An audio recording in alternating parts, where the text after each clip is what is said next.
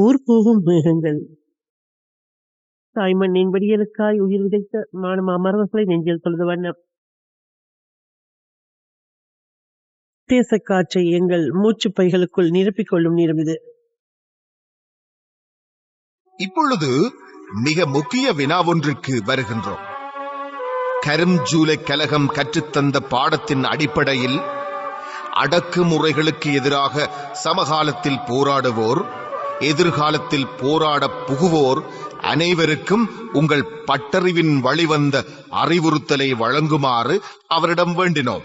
எப்பொழுதுமே ஒரு அப்பாவித்தனமாக மக்கள் இருந்தார்களானால் அடக்குமுறையாளர்கள் எப்பவும் அவர்கள் மீது வன்முறையை கட்டவிழ்த்து விடுவார்கள். தேசிய தலைவரின் சிந்தனை துளி. அதே நேரம் ஆயுத ரீதியாக அவர்கள் எங்கள் மீது செலுத்தும் வன்முறைக்கு ஆயுத ரீதியான பதில் மூலம்தான் அந்த வன்முறைகளை நாங்கள் இல்லாதொழிக்கலாம். எனவே எப்போதும் நீங்கள் பார்த்தால் தெரியும், ஒரு அப்பாவி மக்கள் மீது வன்முறை கட்டவிழ்த்து விடப்படுகிறது என்றால் அந்த அப்பாவி மக்களை பாதுகாக்க வேண்டியது என்ன? ஒரு அரசனுடைய கடமை. அவர்களுடைய இராணுவம், போலீஸ் அவர்களால் அதை செய்ய வேணும். ஆனால் அவர்கள் ஆயுதம் ஏந்தி கொண்டு அவர்களே அந்த வன்முறை துணையாக இருக்கும் பொழுது அது இல்லாத அந்த மக்கள் தாங்களும் ஆயுதத்தை தேடி தங்களுக்கு அந்த ஆயுதங்களை அதாவது தங்கள் மீது ஒரு அடக்குமுறைக்காக ஏவிவிடப்படும் ஆயுதங்களை எதிர்கொள்றதுதான் ஒரே வழி. இது கட்டாயமாக அந்த மக்களுடைய ஒரு எதிர்ப்பு, ஒரு ஆயுத எதிர்ப்பால தான் இதை நாங்கள் வெற்றி கொள்ளாமே தவிர வேறொன்றும் செய்ய முடியாது. இப்ப உலகத்துல நீங்க வரலாற்றை பார்த்தாலே தெரியும், எல்லா வரலாற்றிலையும் பொதுவாகவே ஆயுதமற்ற அப்பாவி மக்கள் மீதுதான் வன்முறைகள் கட்டவிழ்த்து விடப்பட்டிருக்கிற வழிய ஆயுதம் ஏந்திய போராளிகள் மீது அது பலனளிக்காமல் இருப்பதை நீங்கள் பார்ப்பீர்கள். அது மூலம் அந்த போராளிகளால் பாதுகாக்கப்படுற மக்கள் பிறகு தங்களுடைய பாதுகாப்பை உறுதிப்படுத்தக்கூடியதாக இருக்கிறது. எனவே எப்பொழுதும் ஆயுத ரீதியான வன்முறை ஆயுதத்தின் மூலம் தான் நாங்கள் எதிர்கொள்ள முடியும். பிரபாகரன் அவர்களிடம் இருந்து விளக்கமான பதிலை உங்களுக்கு பெற்றுத் தருவதற்காக பின்வரும் வினாவினை கேட்டோம். 1956 இருந்தே தொடங்கி 1983 உச்சம் பெற்ற இனவழிப்பு கலகங்களுக்கு ஊடாக வளர்ந்தவர் என்கின்ற அடிப்படையிலும் இன்றைய சர்வதேச அரசியல் போக்கின் அடிப்படையிலும் தங்கள் அவலங்களினை உலகின் கண்முன் நிறுத்தி அனுதாபத்தை, அங்கீகாரத்தினை பெற்று தம் மீதான கொடிய அடக்குமுறைகளை தடுத்து நிறுத்த முடியாமல் துயருறும் பாலத்தீனிய மக்கள் போன்றோரை கருத்தில் கொண்டும் உங்கள் விடையை விளக்குமாறு அவரை வேண்டி நின்றோம். நாங்கள் எப்பொழுதுமே ஒரு பரிதாபத்திற்குரியவர்களாக அலைவதை நான் எப்பொழுதுமே வரவேற்பதில்லை. ஏனென்றால் பரிதாபத்திற்குரியதாக அலைவதால் நாங்கள் எல்லாருடைய பரிதாபத்தை சம்பாதித்துக் கொள்வோமே வெளிய எங்களுடைய பிரச்சனைகளை நாங்கள் தீர்க்கப் போவதில்லை. எப்பொழுதும் எங்களுடைய பிரச்சனைகளை நாங்கள் எங்களுடைய உரிமை போராட்டத்தின் மூலம்தான் நாங்கள் தீர்க்க முடியும். நாங்கள் எழுப்பி ஓடிக்கொண்டே இருந்தோம் என்றால் எங்களுக்கு அடிப்பவர்களும் திருத்தி அடித்துக் கொண்டுதான் இருப்பார்கள். அப்ப திரும்ப நாங்கள் அடிக்கிறதன் மூலம்தான் நாங்கள் எப்பொழுதும் எங்களுடைய நிலையை பரிதாபத்திலிருந்து நாங்கள் நீக்கி எடுக்கலாமே வழிய மற்ற மாதிரி நாங்கள் மற்றவர்களுடைய இறக்கப்படுவதற்காக. ஏனென்றால் இந்த உலகத்தை நீங்கள் பார்த்தால் தெரியும், வலியவர்கள் வாழ்வார்கள் என்ற தத்துவம் தான் இந்த உலகத்தில் உள்ளது. எனவே இந்த உலகத்தில் இன்றைக்கும் எத்தனையோ மக்கள் இனக்குழுக்கள் எல்லாம் மோசமாக பாதிக்கப்பட்டு இன்றைக்கு அவர்கள் வெளியில தெரிய வராமலே இருக்கிறார்கள். அதற்கு காரணம் அவர்கள் தனியே பரிதாபத்துக்குரியவர்களாக இருப்பதால் மட்டும்தான். அதே நேரம் அவர்கள் தங்களுடைய எதிர்ப்பை காட்டுவார்களாக இருந்தால் நிச்சயமாக அவர்கள் அதாவது எதிரிகளால் கூட அவர்கள் மதிக்கப்படுவார்கள். ஏனென்றால் எதிரிகளுக்கு கூட எப்பவுமே ஒரு பலவீனமான பகுதியை பலமானவர்கள் அழித்து தங்களுடைய வளர்ச்சியை தான் கொண்டு வருவார்கள். எனவே எப்பவுமே நாங்கள் எங்களுடைய அதாவது இந்த பலவீனமான ஒரு பகுதியை வைத்துக்கொண்டு நாங்கள் உலகம் எங்களை பார்த்து எங்கள் பக்கம் திரும்ப வேணும்னு நினைக்கிறது தவறு. ஏன்னா நாங்கள் இங்கே பலவீனமாக இருந்த காலத்தில் இந்த உலகம் எங்கள்கிட்ட வர இல்லை. உங்களுக்கு தெரியும், இப்ப நாங்கள் பலமாக இருக்கிறபடியா தான் உலகத்தின் கவனம் எங்கட பக்கம் திரும்பி இருக்கு. அதாவது இப்ப கூட என்ன உலகத்தின் கவனம் எப்படி திரும்பி இருக்குன்னு சொன்னா, இலங்கையுடைய அதாவது நாங்கள் பலமாக இருக்கிறதால இலங்கையினுடைய ஒருமைப்பாடு எங்க சிதைந்து விடுமோ, அதாவது இலங்கையிலுடைய அதாவது இன்னொரு நாடு உருவாகிடும் என்றதற்காக இதே எப்படி பிரச்சனையை தீர்க்கலாம் என்றால் வந்திருக்கிறார்களே ஒழிய எங்களுடைய பிரச்சனையில சரி இவர்களுடைய கோரிக்கை நியாயம், இவர்கள் பிரிந்து போவது சரி, எனவே இவர்களுக்கு உதவணும் என்று சொல்லி எவரும் இன்னும் இங்கே வரவில்லை. இப்பொழுது கூட இலங்கைக்காகத்தான், அதாவது இலங்கையினுடைய ஒருமைப்பாட்டுக்காகத்தான் இப்பொழுது கூட வந்து பேசுகிறார்களே ஒழிய எங்களுடைய பரிதாபத்திற்காக இங்கே ஒருவரும் வரவில்லை. இளவழியில் இந்த சம்பவம் இதற்கு முதலே எப்படி ஒரு ஆயுத போராட்டத்தினுடைய வலிமை இங்கே இல்லாமல் இருந்திருந்தா இங்கே யாருமே திரும்பி பார்த்திருக்க மாட்டார்கள். இங்கே பிரச்சனைகள் ஒரு அடக்குமுறையாலேயே தீர்க்கப்பட்டிருக்கு. ஊர்பகுமுகங்கள் மாவீரர் மகுடத்தை எடுத்து வருகின்றோம். இந்த நாள் வரை தாய்மண்ணின் விடுதலைக்காய் ஆகுதியான அத்தனை மாவீரர்களுக்கு உங்கள் வீர வணக்கத்தை சொல்லிக் கொள்வதோடு இந்த நாளிலே நினைவு கூறப்படுகின்ற மாவீரர்களுக்கும் எங்கள் வீர வணக்கத்தை சொல்லிக் கொள்கின்றோம்.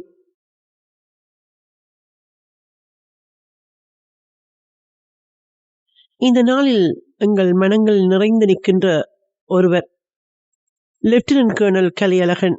தாயக விடுதலை உணர்வின் உறைவிடமாக திகழ்ந்தவர். அவர் பற்றி காஸ்ட்ரோ என்று அழைக்கப்படுகின்ற மணிவண்ணன். கலையழகன் என நினைக்கும் போது என்றும் மாறாத புன்னகை பூத்த முகமே எல்லோருக்கும் நினைவுக்கு வரும். கள்ளம் கவடமற்ற சிரிப்பும், எல்லோரோடும் பண்பாக பழகும் தன்மையும், அனைவரையும் உபசரிக்கும் இயல்பும் அவனது லட்சணங்கள். ஆனால் அவனுக்குள் இருந்த அற்புதமான திறமையும், ஆழமான ஆளுமையும், பன்முகத்தன்மையும் பலருக்கு தெரியாத ஒன்று. குழந்தைத்தனமான முகத்துக்கு சொந்தக்காரன். பல்வேறு பொறுப்புகளை தோளில் சுமந்து திரிந்த ஒரு அற்புதமான போராளி என்பது சிலருக்கு மட்டும்தான் தெரியும். தொடக்க பயிற்சியை முடித்துக் கொண்ட கலையழகன் 1994 ஆண்டு ஏப்ரல் மாதம் தமிழர் தேசிய தலைவர் அவர்களால் தொடங்கப்பட்ட கர்னல் கிட்டு அரசறிவியல் கல்லூரி மாணவனாக இணைத்துக் கொள்ளப்பட்டான். தேசிய தலைவர் அவர்களின் எண்ணத்துக்கு ஏற்ப அரச அறிவியலிலும் படைப்பயிற்சியும் இந்த கல்லூரி மாணவர்களுக்கு மாறி மாறி வழங்கப்பட்டது.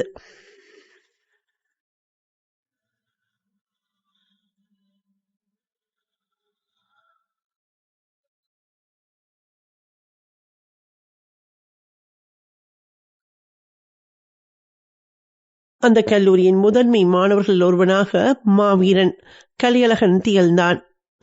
பேச்சாற்றல், நுட்பமாக பதில் கொடுக்கின்ற தன்மையினை கல்லூரியில் அவன் வளர்த்து கொண்டான். அங்கு அவனது ஒழுக்கம், கட்டுப்பாடு, மற்றவர்களோடு பழகும் தன்மை, எல்லோருக்கும் உதவும் பண்பு, நேர்மை என்பன அவனை தூய்மையான போராளியாக வெளிச்சம் போட்டு காட்டியது. 4 ஆண்டுகளுக்கு மேலாக அரசறிவியல் கற்ற கலையழகன் தமிழர் தேசிய தலைவர் அவர்களது கருத்துரைகளினாலும், தேசத்தின் குரல் ஆண்டன் பாலசிங்கம் அவர்களின் தொடர் வகுப்புகளினாலும் முழுமையான போராளியாக புடம் போடப்பட்டான். இந்த காலப்பகுதியில் கொமாண்டோ பயிற்சியிலிருந்து கனரக பீரங்கி பயிற்சி வரைக்குமான பல்வேறு வகையான படைய பயிற்சிகளை அவன் பெற்றான். 1995 ஆண்டு மாதங்களில் ஆரம்பித்த அவனது போர் நாடிக்கைகள் ரிவிரச, சத்ஜய, ஜெயசுக்ரு, ஓயாத அலைகள் 3, ஆனைரவு சமர் என்று நீண்டு சென்றன. முகமானை தாக்குதல் களத்திலும் கூட அவன் பங்கு பெற்றிருந்தான். இந்த கல்லூரியின் முதலாவது அணி மாணவர்களின் பட்டப்படிப்பு நிறைவடைந்த போது மிகச்சிறந்த மாணவர்கள் சிலரில் ஒருவனாக கலையழகன் தெரிவு செய்யப்பட்டு தேசிய தலைவர் அவர்களினால் சிறப்பு பரிசும் திறவோர் எனும் பட்ட வழங்கி மதிப்பளிக்கப்பட்டான். அரசியல் அறிவும் படை அறிவும் ஒருங்கி இணைந்து தேசிய தலைவர் அவர்கள் எதிர்பார்த்த பல்துறைசார் போராளியாக அவன் இந்த காலகட்டத்தில் வளர்ந்திருந்தான். கல்லூரி காலங்களில் பகுதி நேரமாக கலையழகன் தொலை தொடர்பாளனாக செய்யப்பட்டான். பின்பு சிறிது காலம் மொழிபெயர்ப்பு அறிவினை பெறுவதற்கான கல்வியையும் பாதுகாப்பு பயிற்சியையும் பெற்ற கலையழகனுக்கு தமிழீழ தேசிய தலைவர் அவர்களை பற்றிய வரலாற்று பதிவுகளை ஆவணமாக்கும் பணியில் ஈடுபடும் வாய்ப்பு கிடைத்தது. இந்த அரிய வாய்ப்பினை தனது வாழ்நாளில் தனக்கு கிடைத்த பெரும் பேறாகவே அவன் கருதியிருந்தான். கால ஓட்டத்தில் அவனுக்கு வேலை சுமை அதிகரித்த போதும் தேசிய தலைவர் அவர்களின் வரலாற்றை ஆவணமாக்கும் பணியினை தானே செய்ய வேண்டும் என்ற ஆர்வமும் துடிப்பும் அவனுக்கு இருந்தது. தேசிய தலைவர் அவர்களது தொடக்க கால நிகழ்வுகளை தேடி எடுத்து தொகுப்பதிலும் தொடக்க கால தோழர்களிடமும் ஆதரவாளர்களிடமும் தகவல்களை திரட்டி அதனை சரிபார்த்து ஆவணமாக்குவதிலும் அவன் அதிக ஆர்வம் செலுத்தியிருந்தான். வேறு சில தேசப்பற்றாளர்களுடன் சேர்ந்து கலியழகனின் கடும் உழைப்பின் பயனாகவே லீடர்ஸ் ஃபார் ஆல் சீசன் என்ற தேசிய தலைவர் அவர்களை பற்றிய புகைப்பட ஆவண நூலும் விடுதலை பேரொடி என்ற தேசிய தலைவர் அவர்களை பற்றிய தொகுப்பு நூலும் வெளிவந்தன. செஞ்சோலை காந்தரூபன் சிறார்களுக்கான எதிர்கால வாழ்க்கை சிறப்பாக அமைவதற்காக அவர்களுக்கான அழகான அமைதியான இருப்பிடங்களை அமைத்துக் கொடுக்க வேண்டும் என்ற தேசிய தலைவர் அவர்களின் பெரு விருப்பத்தினை நிறைவேற்றும் பொறுப்பு கலியழகனிடம் ஒப்படைக்கப்பட்டது. இந்த பணியை விரும்பி ஏற்றுக்கொண்ட கலியழகன் அதற்காக கடுமையாக உழைத்தான். புலம்பெயர்ந்த மக்கள் அமைப்புகள் மத்தியில் இதற்கான நிதி வளங்களை திரட்டுவதற்காக கடும் முயற்சி எடுத்தான். ஏராளமானோரை அவன் சந்தித்தான், அது பற்றி கதைத்தான், திட்டங்களை வழங்கினான். இறுதியில் அவன் இந்த பணியில் முழுமையாக வெற்றியும் அடைந்திருந்தான். செஞ்சோலை காந்தரூபன் சிறார்களுக்கான இருப்பிடங்கள் அமைக்கப்பட்டு தேசிய தலைவர் அவர்களால் அவை திறந்து வைக்கப்பட்டமை அவனுக்கு பெரும் மன மகிழ்வையும் திருப்தியையும் கொடுத்திருந்தது. அவனது மனம் அன்று முழுமையாக நிறைவடைந்திருந்தது. இதே போலவே நவம் அறிவுக்கூட போராளிகளுக்கான அமைவிடத்துக்கும் கலியழகனின் பங்கு கணிசமானதாக இருந்தது. எமது தேசத்துக்கான வெளிநாட்டு தொடர்புகளை அனைத்துலக பணிகளை செய்வதற்கான தயார்படுத்தலுக்காக கலியழகன் பல்வேறு நாடுகளுக்கு அனுப்பப்பட்டான். வெளிநாட்டு பயணமானது அவன் கல்லூரியில் கற்ற பல விடயங்களை நேரில் பார்த்து அறியக்கூடியதாக இருந்தது. புலம்பெயர்ந்து வாழ்கின்ற எமது மக்களின் தாயகப்பற்று, விடுதலை உணர்வு, வாழ்க்கை நிலை என்பவற்றை அவன் அறிந்து கொண்டான். பொறுப்பாளர்கள் செயற்பாட்டாளர்களின் கடின உழைப்பு பற்றியும் எதிர்கொள்கின்ற பிரச்சினைகள் குறித்தும் சக தோழர்களுக்கு எடுத்துரைத்தான். அதே நேரம் தேசிய தலைவர் விடுதலை போராட்டம் குறித்த தெளிவான கருத்துக்களை அவன் செல்லுமிடமெல்லாம் முன்வைத்தான். நட்பு ரீதியாக நிறைய பேருடன் உறவாடி தொடர்புகளை பேணி வந்தான். புலம்பெயர்ந்த எமது உறவுகளின் தாயகம் தொடர்பான பிரச்சினைகளை அந்த மக்களின் நிலையில் நின்று பார்க்க வேண்டும் என்று வலியுறுத்தியவன். குறிப்பாக கனடாவில் வாழ்கின்ற தமிழர்களுக்கான தாயக பணிகளை ஒருங்கிணைப்பதில் அவன் கடுமையாக உழைத்தான். புலம்பெயர் தமிழர்களின் பலத்தை வளத்தை ஒருங்கிணைப்பதில் அவன் ஆற்றிய பணி அளப்பரியது. அவை வரலாற்றில் பொறிக்கப்பட வேண்டியவை. 2006 ஆண்டு நடுப்பகுதியில் கலியழகன் அனைத்துலக தொடர்பக துணை பொறுப்பாளராக நியமிக்கப்பட்டான். இதற்கு இவனது பண்பும் ஆளுமையும் விடயங்களை இலகுவாக கையாளும் ஆற்றலும் காரணமாக இருந்தன. சக போராளி தோழர்களை மதித்து அவர்களோடு மனம் திறந்து பழகி அனுசரித்து அவர்களது தேவைகளை விளங்கி பூர்த்தி செய்யும் பக்குவம் அவனுக்கு இருந்தது. போராளிகளை வளர்க்க வேண்டும், வேலைகளுக்குள்ளால் உள்வாங்க வேண்டும், நல்ல நிலைக்கு கொண்டு வர வேண்டும் என்று அவன் விரும்பி செயற்பட்டான். அவனை விட வயதில் கூடியவர்களும் அனுபவசாலிகளும் இருக்கும் இடத்தில் எல்லோராலும் ஏற்றுக்கொள்ளக்கூடிய தன்மை அவனிடம் இருந்தது. அந்த கவர்ச்சிமிக்க ஆளுமை எல்லோரையும் அவன்பால் ஈர்த்தது. குறுகிய காலத்தில் அவன் மிக வேகமாக வளர்ந்தான். அவனது ஆற்றல், ஆளுமையின் வீச்சு, முதிர்ச்சியடைந்த தன்மை என்பவை மூலம் ஒரு பெரிய பொறுப்பை தனியே செய்யக்கூடிய நிலையினை அவன் அடைந்திருந்தான். அவன் நல்லவனாக மட்டுமல்லாமல் வல்லவனாகவும் திகழ்ந்தான் என்பதுதான் உண்மை. இவ்வாறான நேரத்தில்தான் ஏப்ரல் 18, 2007 அன்று எதிர்பாராத வெடி விபத்தில் கலியழகன் வீரச்சாவு என்ற செய்தி வந்தவுடன் நாம் எல்லோரும் துடிதுடித்து பதறிப்போனோம்.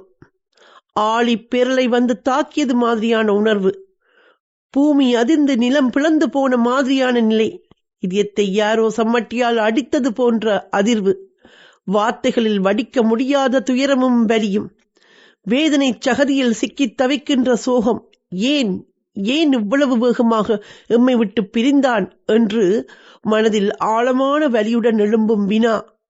கலையின் இழப்பின் பெருமதி, இழப்பின் இதயவலி, அதன் ஒட்டுமொத்த பரிமாணம் எனக்கே முழுமையாக தெரிந்திருந்தது.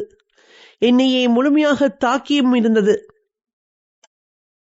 அவன் அழகானவன், பண்பானவன், பழகுவதற்கு இனிமையானவன், கள்ளங்கபடவற்ற வெள்ளை உள்ளம் படைத்தவன், ஆளுமை எடுத்து சேக்கரிய பணிகளை செய்தவன்.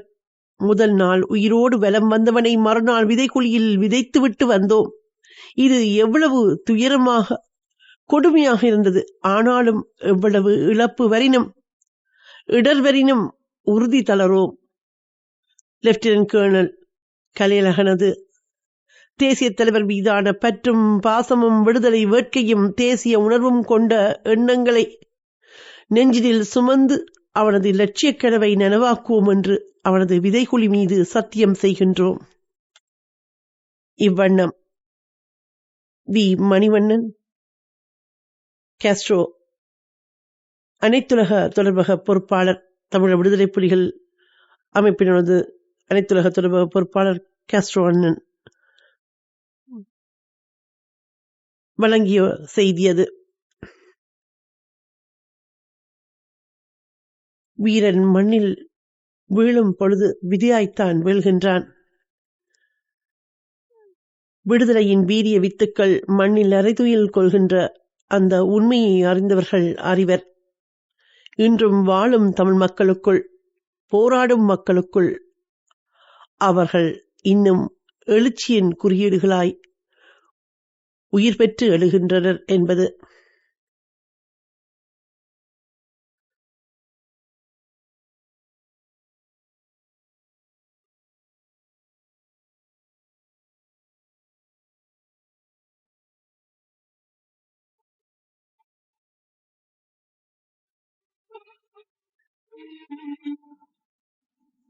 தமிழ் வாழ தமையீர்ந்த தன்மான பூக்கள் தலை சாய்த்து நாம் தந்தும் பல நூறு பாக்கள்.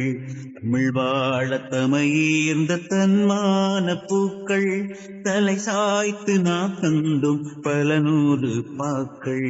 வெளியோரும் வழிந்தோடும் நதி நீண்டு போக வீழ்ந்தீரிழ மண்ணில் விதையாக. வெளியோரும் வழிந்தோடும் நதி நீண்டு போக வீழ்ந்தீரிழ மண்ணில் விதையாக. வீழ்ந்தீரிழ மண்ணில் விதையாக. தமிழ் வாழ தமையீர்ந்த தன்மான பூக்கள் தலை சாய்த்து நாம் தந்தும் பல நூறு பாக்கள். லெப்டினன்ட் கேர்னல் கலையழகன் ஒரு பல்கலையாளர் என்று கேர்னல் கிட்டு அரசறிவியல் கல்லூரி தோழர்கள் ஒரு அறிக்கை விடுத்தனர். சிவபாத சுந்தரம் சீலனாக 17 ஆண்டுகள் காத்திருந்தது. கலையழகனாகி 14 ஆண்டுக்காக அத்தனை ஆண்டுகளாக தேச விடுதலைக்கு வரலாற்றில் இவன் எழுதிச் சென்ற சில பக்கங்களை புரட்டி பார்ப்பதற்கு நாம் இன்னும் சிறிது காலம் பொறுத்திருக்க வேண்டும். ஏனெனில் நமது ஈழத்தின் விடுதலைக்காக இந்த மாவீரனின் களத்தில் இயங்கிய தளங்களும் புலத்தில் இயங்கிய வகைகளும் பற்றி இன்னும் ஆழமாக நாங்கள் தேடிச் செல்ல வேண்டும். யாழ் மாவட்டத்தின் வயலும் வனப்பும் மிக்க கிராமம் ஒன்றில் ஆசைக்கொரு அக்காவுடனும் பாசமிகு 3 அண்ணன்களுடனும் கடைக்குட்டியாக வளர்ந்து 1993 தன்னை தாயக மீட்பு போரில் இணைத்துக் கொண்ட மாவீரன் லெப்டினன்ட் கேர்னல் கலையழகன் சரத்பாபு 7 பயிற்சி பாசறையில் தன் போராட்ட வரலாற்றுக்கு அடித்தளமிட்டு பின்னர் கேர்னல் கிட்டு அரசறிவியல் கல்லூரியில் அரசியல் ராஜதந்திர கற்கையில் ஈடுபட்டு வந்த காலத்தில் சூரிய கதிர் 1, சர்ஜய 3, ஜேசிக்ரு, ஓயாதலைகள் 3 என தாயகத்தில் நிகழ்ந்த பல சமர்க்களங்களில் தன் தடம் பதித்த வீரன் லெப்டினன்ட் கேர்னல் கலையழகன் சாதுரியம் கலந்த விகடக் கதைகளினால் எல்லோரையும் சிந்தித்து சிரிக்க வைக்கின்ற கலை தெரிந்தவர். வெளிப்பார்வைக்கு கல்லிடத் தெரியினும் உள்ளே என்றும் வற்றாத ஈரமாய் பாசமாய் நேசமாய் பழகுகின்ற கலை தெரிந்தவர். விவாத மேடைகளிலும் நாளாந்த உரையாடல் பொழுதுகளிலும் நறுக்கு தெரித்தாற்போல பொருள் பொதிந்த வாதங்களை மணிக்குரலில் முன்வைக்கும் கலை வித்தகன். கடின பயிற்சி என வருகையில் எழுகின்ற தடைகளை திறனுடன் சமாளித்து சளைக்காது சிறப்பு பயிலும் கலை மிகுந்தவன். நெருக்கடி மிகுந்த பல சிக்கல் முடிச்சுகளை புலகலத்தை அமைதிக்குள்ளே ஆளுமை புகுத்தி வழிப்படுத்தும் கலை வல்லுனர். கடினங்களும் இயங்கு தடைகளும் செவ்வழியை திசை திருப்பவோ செயற்படு சக்தியை அசைக்கவோ இடமளிக்காது இயங்கும் கலையுடையவன். நட்புக்கும் நாளாந்த கடமைக்கும் தேசப்பணிக்கும் உறவுக்கும் இடையே அளவான இடைவெளி பேணி இட்ட பணியை திறனுடன் முடிக்கும் கலையாளன். தன் ஆற்றலுக்கு சிறிதும் பொருத்தமே அற்ற எச்சிறு பணி எனினும் மறுத்துரை பேசிராது முழு மூச்சுடன் முனைந்து முடித்திடும் கலை உணர்ந்தவன். பல்லாயிரம் பணிச்சுமைகளுக்குள்ளே ஓய்வின்றி சுழன்று உழைத்த போதிலும் புலச்சேப்பாட்டாளர்களுடன் கிரமமான தொடர்பினை பேணும் கலை வித்தகன். பளீரென வெளிக்கும் முகச்சிரிப்புடன் அனைவரையும் அரவணைத்து முரண் களைந்து அவரவர் மனமறிந்து இனிதாய் பேசும் கலை கொண்டவன். இழப்புகளையும் வேதனைகளையும் அலட்சியப்படுத்தி ஆசைகளையும் தேவைகளையும் தூர விரட்டி என்றவரை தேசப்பணிக்கெனவே வாழும் கலை ஆற்றலன். இவற்றின் காரணமாகவேதான் இவன் எல்லோராலும் விரும்பப்பட்டிருந்தான். இவற்றின் காரணமாகவேதான் இவன் நண்பர்களை அதிகம் ஈர்த்திருந்தான். இவற்றின் காரணமாகவேதான் இவன் சிறந்த பொறுப்பாளனாய் மிளிர்ந்திருந்தான். இவற்றின் காரணமாகவேதான் இவன் தலைவனையும் கவர்ந்திருந்தான். அது கர்னல் கிட்டு அரசறிவியல் கல்லூரி தோழர்கள் உணர்வலைகள். கற்றையில் ஓர் போகும் முகங்கள் நிகழ்ச்சியோடு இணைந்திருக்கின்றீர்கள். வீரியம் கொண்ட விடுதலையின் வித்துக்கள். இந்த மண்ணில் எங்கள் மண்ணில் முளைத்த விருட்சங்கள், அதில் பிறந்த விதைகள் விழுதுகள் உலகப் பரப்பெங்கும் கிளை பரப்பி விழுதூன்றி விதைகள் வீசி எங்கு முளைத்தாலும் அது மரபு மாறாமல் முளைக்கும் என்ற உறுதியை கொடுக்கின்ற உணர்வோடு தமிழினம் வரலாறு படைக்க வேண்டும். இந்த வேளையில் ஒரு செய்தியை பகிர்ந்து கொண்டு நிகழ்ச்சியில் தொடர்கின்றோம். மே 2009 முள்ளிவாய்க்கால் தமிழ் அழிப்பை நாங்கள் நினைவில் கொள்கின்றோம் என்று பிரித்தானிய நாடாளுமன்ற உறுப்பினர் உமா குமரன் தெரிவித்திருக்கின்ற செய்தி. முள்ளிவாய்க்காலில் தமிழ் சமூகத்துக்கு இழைக்கப்பட்ட தமிழின அழிப்பை நாங்கள் ஒருபோதும் மறக்க மாட்டோம். நாங்கள் தொடர்ந்தும் பதில்களை தேடுவதை நிறுத்தக்கூடாது என பிரித்தானிய நாடாளுமன்ற உறுப்பினர் உமா குமரன் தெரிவித்திருக்கின்றார்.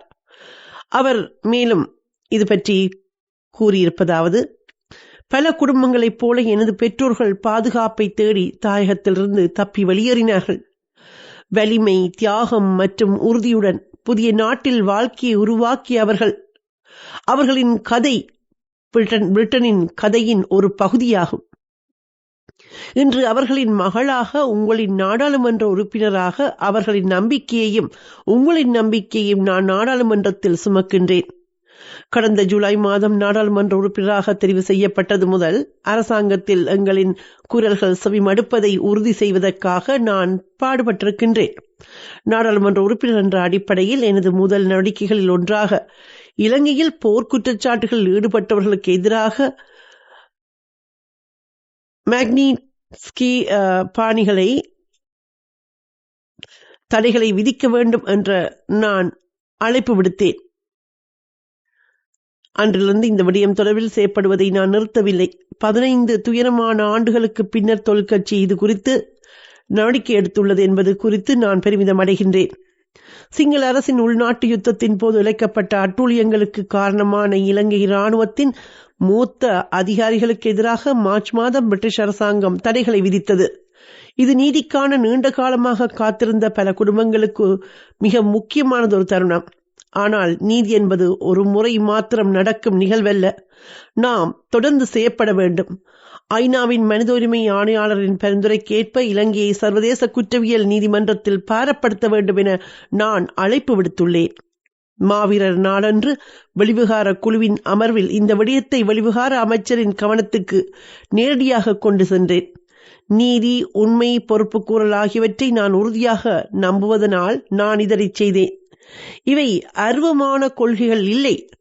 தமிழ் குடும்பங்களை பொறுத்தவரை இவை ஆழமானவை, தனிப்பட்டவை. தமிழின அழிப்பை நாங்கள் நினைவில் கொள்கின்றோம்.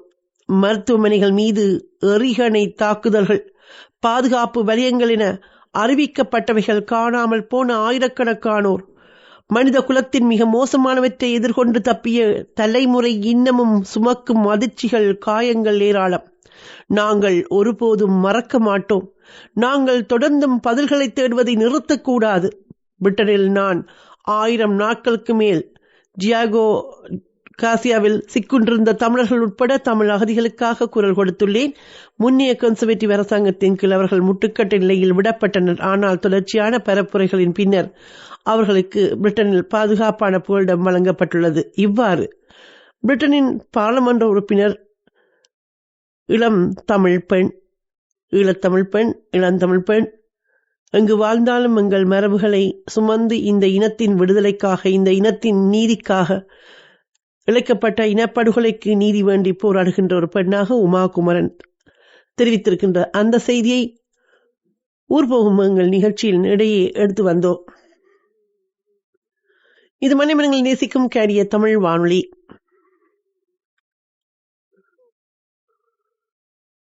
ஊர்போகும் எங்கள் நிகழ்ச்சியில் தொடர்வது மாவீரர் மகுடத்தின் 2ஆம் பாகம்.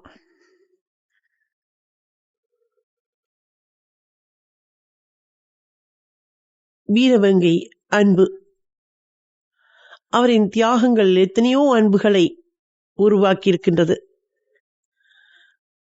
கைக்குண்டு வெடிக்கப் போவதை உணர்ந்து தளபதி கேர்னல் கிட்டு உட்பட தனது தோழர்கள் பாதிக்கப்படக்கூடாது என்பதற்காக அந்த குண்டினை தனது வயிற்றோடு அணைத்து காவியமான வீரன்தான் இந்த வீரவேங்கை அன்பு. அவரின் 40ஆம் ஆண்டு நினைவு நாள் நேற்றைய நாள்,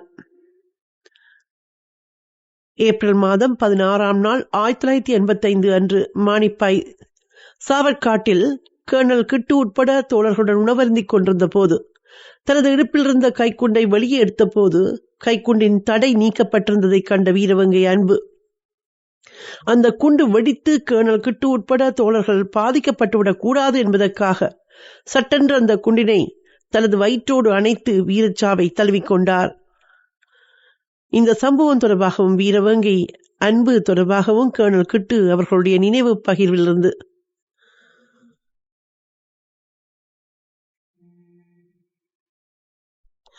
ஓ தோழா, உன் அன்பான நடத்தியால் உனக்கு அன்பாக நாமிட்ட பெயர் அன்பு. உன்னை இழந்தோம், அன்பை இழந்தோம். அன்பு என்ற பெயரை கேட்டு சிலர் உன்னை சிறுவன் என்றோ மிருதுவான தோற்றமுடையவன் என்றோ நினைக்கலாம். 6 அடிக்கும் கூடிய உனது உயர்ந்த தோற்றத்தையும் தினவெடுத்த திரண்ட தோள்களையும் எம்மால் என்றும் மறக்க முடியாது. உன்னால் பயிற்றப்பட்ட இளைஞர்கள் நீ இறந்த செய்தி கேட்டு உன் மீது கொண்ட அன்பால் அவர்கள் அடைந்த துயர் சொல்ல முடியாதது. உன் வீரன் செறிந்த தியாக வரலாறு ஒவ்வொரு மக்களும் அறிய வேண்டியது. யாழ் போலீஸ் நிலைய தாக்குதலின் போது குருநகர் இராணுவ முகாமிலிருந்து போலீஸ் நிலையத்துக்கு உதவி கிடைக்காமல் தடை செய்யும் பெரும் பணியை செவ்வனவே செய்து முடித்தவன் நீ. இராணுவத்தினர் இரவு நேரத்துக்கு புறப்படும் முன் கண்ணிவடியை நிலைப்படுத்த வேண்டும். போலீஸ் நிலைய தாக்குதல் தொடங்கும் வரை அமைதியை பேண வேண்டிய பொறுப்பான வேலைக்காக வெடிமருந்தில் எக்ஸ்ப்ளோசிவ் பகுதியில் தேர்ச்சி பெற்ற அன்பு நியமிக்கப்பட்டான்.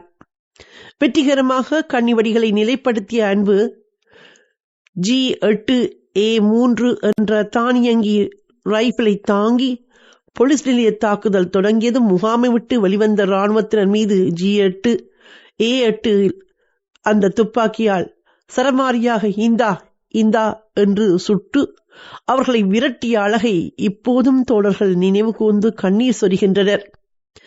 யாழ் பொலிஸ் நிலைய தாக்குதல் தொடங்கி எமது தோழர்கள் அவ்விடத்தை விட்டு வெளியேறும் வரை மிக பலம் பொருந்திய குருநகர் முகாமிலிருந்து எந்த ஒரு கவச வாகனமோ அல்லது இராணுவ பிரிவோ வெளியேறாமல் தடுத்து வெற்றிக்கு உறுதியளித்தவன் அன்பு. நாம் தாக்குதலுக்கு செல்லும் பொழுதெல்லாம் ராக்கெட் லாஞ்சரை அன்புதான் எடுப்பான்.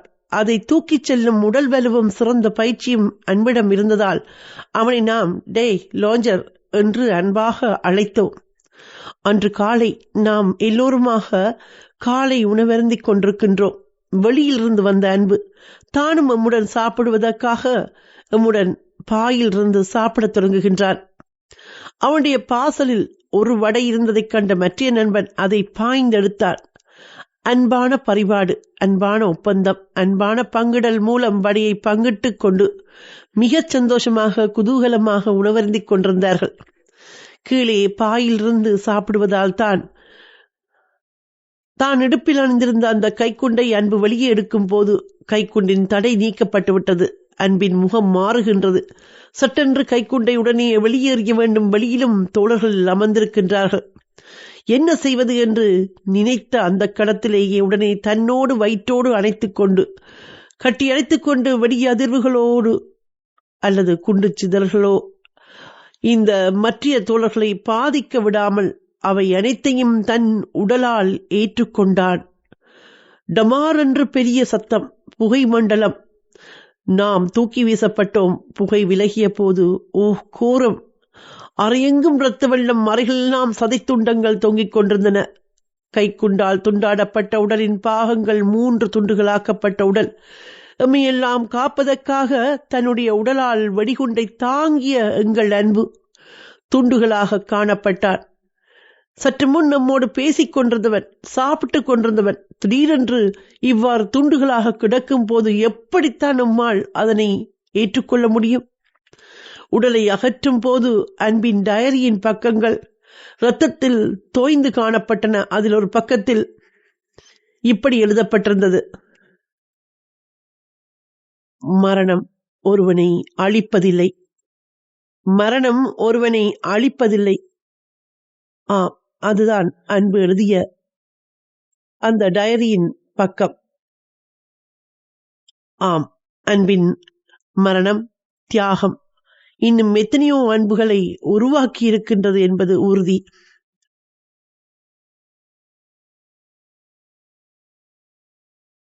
தாயுமானவன் எங்கள் தலைவன் விழிப்பார்வை பட்டுவிட்டால் ஒவ்வொரு மனிதனும் சிந்தைகள் செதுக்கப்படுகின்றன என்பதற்கு விழிப்பார்வையால் வழிகாட்டிய தலைவன் உருவாக்கிய அல்லது வழிகாட்டிய அல்லது அந்த சிந்தனைகளை தங்களுக்குள் உள்வாங்கி துளியாகவேனும் தம்மை உருமாற்றியவர்கள் சான்று. ஆம் தலைவா, உன் பெயர் சொல்லி எழும் வீர தமிழத்தின் புலி வீரம் காணும் பொழுது நெஞ்சுக்குள் அந்த கதிரவன் எங்கள் கைப்பிடித்துச் செல்வதை உணர்கின்றோம். தமிழகத்தில் நாம் தமிழர் கட்சி நடத்திய போராட்டங்களால் தமிழ்நாட்டின் அனைத்து திரையரங்கிலிருந்தும் ஜெட் என்ற தமிழத்துக்கு எதிரான திரைப்படம் நீக்கப்பட்டிருக்கின்றது. புக் மை ஷோவில் முன்பதிவும் நிறுத்தப்பட்டிருக்கின்றது.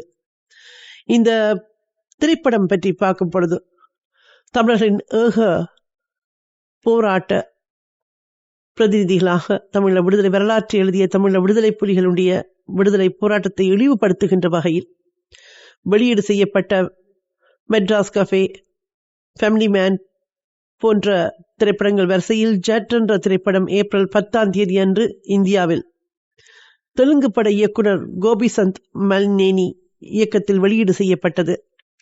வட இந்தியாவில் அயோத்தி அருகே நடக்கின்ற கதைக்களத்தில் கதைக்கு சிறிதும் தொடர்பின்றி தமிழீழம் யாழ்ப்பாண புலிப்படை என்ற உள்நோக்கத்தோடு பெயர் வைத்து தமிழீழ விடுதலை புலிகளின் போராட்டம் தவறானது போலவும் அவர்கள் பயங்கரவாதிகள் என்றும் அதன் தளபதிகள் கொடூர வில்லன்கள் போலவும் கட்டமைக்கப்பட்ட கதை அமைப்பு அந்த திரைப்படத்தில்.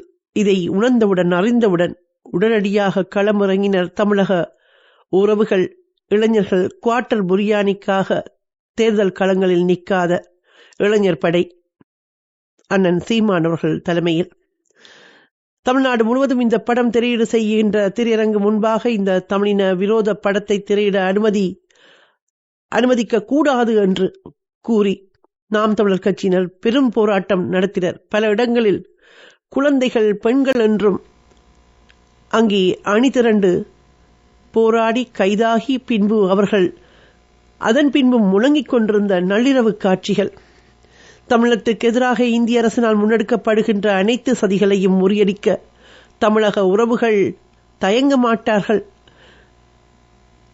தேசிய தலைவருடைய பெயர் சொல்லி ஒரு குழந்தை கூட தமிழினத்தில் விழிப்பாகவே போராடும் என்பதற்கு சான்றாக இந்த காட்சிகளை நாங்கள் பார்க்கின்றோம்.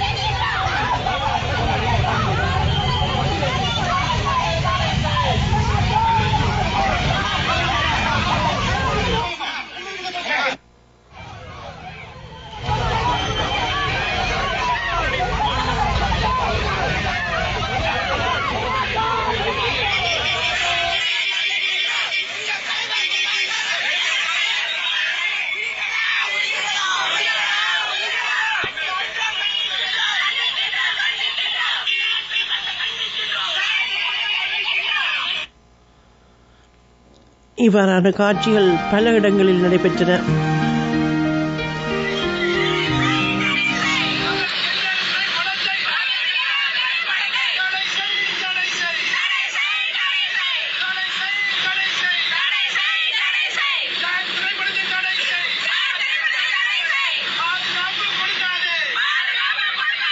பச்சிளம் குழந்தைகள் கூட போராடி கைதாகி இருந்தார்கள்.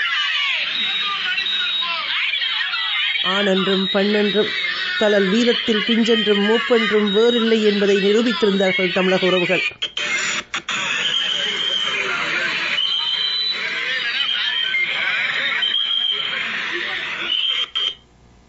போராடும் மக்களை வரலாறு படைப்பார்கள் என்பதற்கிணங்க அந்த எழுச்சிமிக்க போராட்டம் என்பது மாபெரும் வெற்றி கண்டது. ஈவிரக்கம் மற்ற இன அழிப்பை செய்துவிட்டு இன்று எங்கள் தமிழத்தின் விடுதலை போராட்டத்தை எங்கள் தலைவனை கொச்சைப்படுத்துகிறீர்களா என்று கிளர்ந்தெழுந்த தமிழக உறவுகளுடைய போராட்டம்.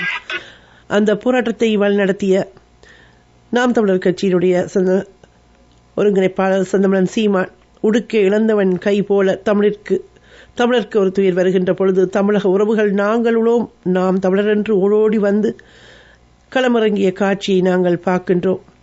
உலகின் மூத்த மொழியம் அன்னை தமிழ். தமிழ்தாய் அன்பிற்கும் மரத்துக்கும் மட்டுமல்ல, மரத்துக்கும் இலக்கானவள். தமிழரின் பெருமை முன்னை வீர வரலாறுகள் மட்டுமல்ல, இனியும் தொடர்கின்ற எழுச்சியினதும் முயற்சியினதும் தொடர்ச்சியிலுமே தமிழின் மேன்மை, தமிழரின் மேன்மை. தேசிய தலைவரின் போராட்டத்தை கொச்சைப்படுத்தும் சதி உணர்ந்து இந்த திரைப்படத்துக்கு எதிராக தமிழக உறவுகளின் பிஞ்சு குழந்தைகள், பெண்கள், ஆண்கள் என்று களமாடிய அத்தனை பேரையும் நினைக்கும் பொழுது நெஞ்சம் நெகிழ்கின்றது. வலிமை கொண்ட தமிழினம் போராடும் என்பதை உறுதி பகர்கின்ற அன்னை பூபதியின் நாட்கள் இவை. அன்னை பூபதி தன்னுடைய 56வது வயதில் மார்ச் 19, 1988 அன்று உண்ணாவிரதத்தை தொடங்கி சரியாக ஒரு மாதம் கழித்து ஏப்ரல் 19, 1988 அன்று தாய்மண்ணின் விடுதலைக்காக தன் உயிர்ப்பூவை மண்ணில் சொரிந்து விதைத்தவர். அன்னை பூபதி பிறப்பால் ஒரு சாதாரண ஈழத்தமிழ் பெண், 10 பிள்ளைகளை பெற்ற ஒரு பற்றுக்கொண்ட தாய். ஆனால் அந்த சொந்த குடும்ப பற்று அவர் போராட்டத்தை நிறுத்திவிடவில்லை. அவர் ஒன்றும் ஆயுதம் ஏந்தி போராடவில்லை.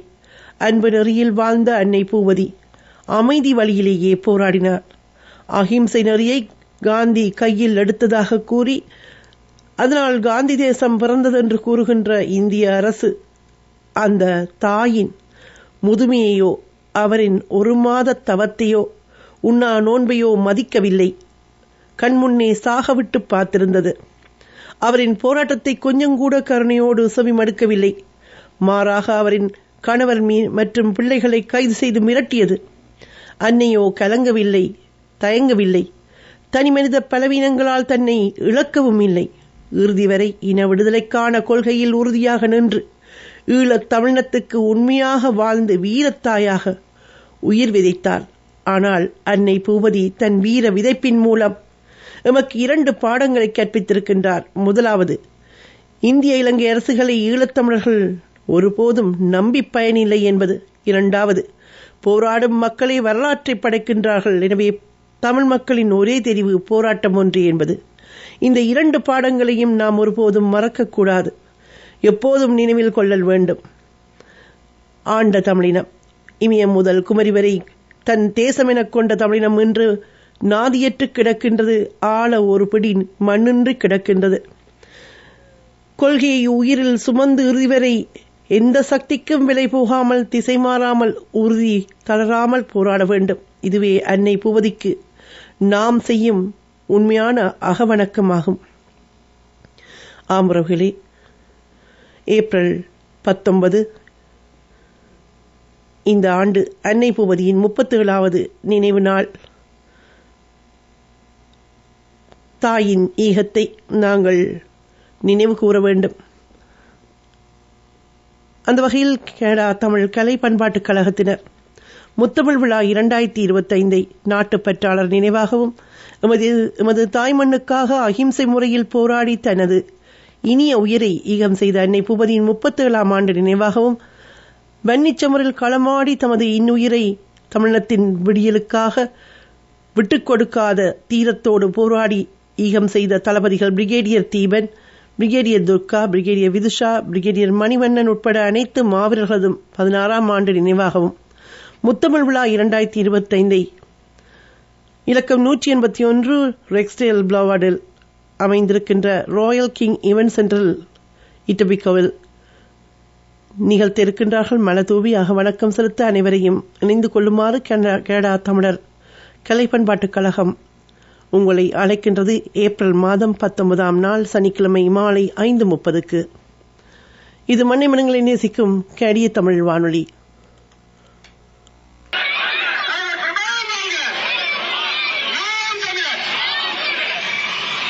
அந்த போராட்டத்தில் தமிழகத்தில் நடைபெற்ற பொழுது குழந்தைகள் அணி அணியாக திரண்டிருந்த காட்சியை பார்த்தோம்.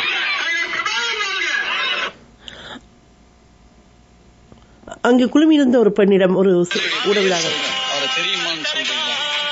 பிரபாகரன் அவங்களுக்கு தெரியுமா? அது எப்படி தெரியாதுன்னு சொல்ல முடியும்? நம்ம தமிழ் இனத்துக்காக போராடினவங்களை எப்படி மறக்க முடியும்? அவங்களெல்லாம் மறக்கவே முடியாது. நம்மளுக்காக, நம்ம உரிமைக்காக இலங்கையில போராடினாலும் தமிழன் தானே. இங்க நிறைய பேருக்கு தெரியலையாக்கா அவர் பிரபாகரன். தெரியாதவங்களை எப்படி பாக்குறீங்க மக்கள்? அது அவங்க அறியாமை. நம்மளுக்கான ஒரு தலைவனை தெரியாததுன்றது அவங்க முட்டாள்தனம். நம்மளுக்கான தலைவனை தேடாம வெறும் படத்துல மட்டும் தேடிட்டு இருக்கிற தலைவன் கிடையாது. நம்மளுக்காக உரிமைக்காக போராட தலைவனை தேடணும். அது மக்களோட குறைபாடு நான் நினைக்கிறேன். ஆனாலும் ஈழத்துல, அதாவது இலங்கையில தானே அவர் போராடினாரு, தமிழகத்துக்கு என்ன பண்ணிட்டாரு, அவர் ஏன் தலைவர்னு தமிழகத்துல இருக்கவும் சொல்றீங்க அப்படின்னு கேக்குறாங்க. அவங்களுக்கு என்ன சொல்ல விரும்புறீங்க? ஈழத்திலும் தமிழ் பேசுற மக்கள் தானே, நம்ம இடம் தானே. அவங்க வேற எந்த பாஷையும் பேசல.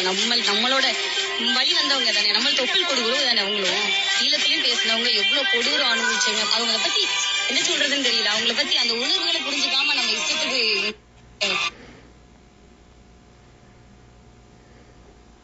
தேசிய தலைவர் பிரபாகரனை பத்தி உங்களுக்கு எதுவும் தெரியுமா? தெரியுது.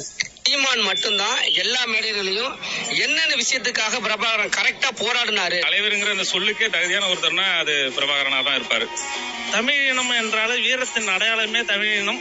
அந்த அடையாளத்தை உருவாக்கி கொடுத்த தலைவர்